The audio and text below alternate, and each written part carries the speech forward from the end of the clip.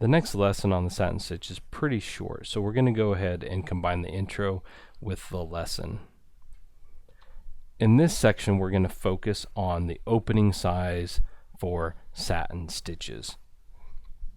The opening size refers to holes or open areas between stitches. For example, these appear in like the letter A, B, D, E, G, O, P, Q, R, and it also applies to any satin stitch that has a hole or a cutout in it. Satin stitch lesson number 8 will focus on this opening size, and let's go ahead and get started with that lesson. Satin stitch lesson number 8, the opening size. In this lesson, we're going to focus on this design you see right here, and the distance between objects in the area where the hole takes place. Let me go ahead and open the software. You can see that I have this design on the screen here.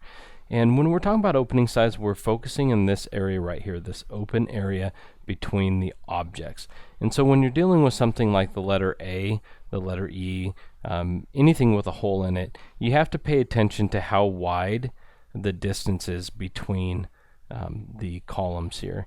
And what we want is we want at least 0.8 millimeters or more from one side to the other. So I'm going to focus on this side that has the most distance between it, and I've got to make sure that it has at least 0.8. So let's come in here. I'm going to take off 3D view.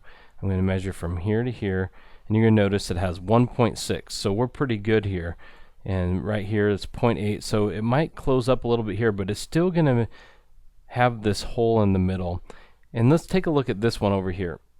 In this one, the distance from here to here is only about 0.4 millimeters. So this has runs a risk of closing up where you won't even see an opening in here.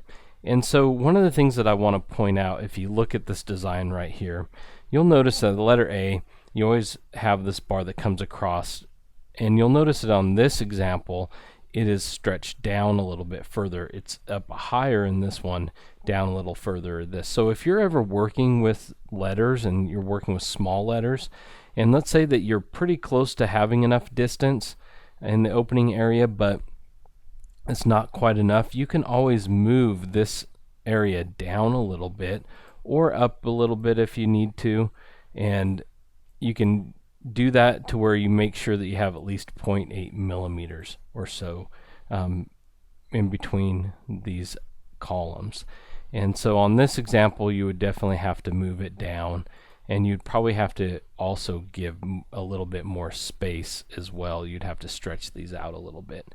But I included this lesson so you could stitch this out and so you could see just how much more clearly defined this letter A is from the other one, and that all has to do with the opening size that is available.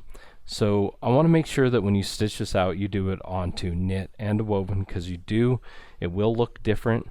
And so hopefully this will help whenever you're working with satin stitches and you have a hole. It's just very important that you make sure you have at least 0.8 millimeters from one side to the other in that gap. Now you will have some sections that are closer than that, but you want to make sure that at least part of it has at least 0.8 millimeters so it doesn't close up all the way. So I look forward to seeing your sample stitch outs and what you have to say about this lesson.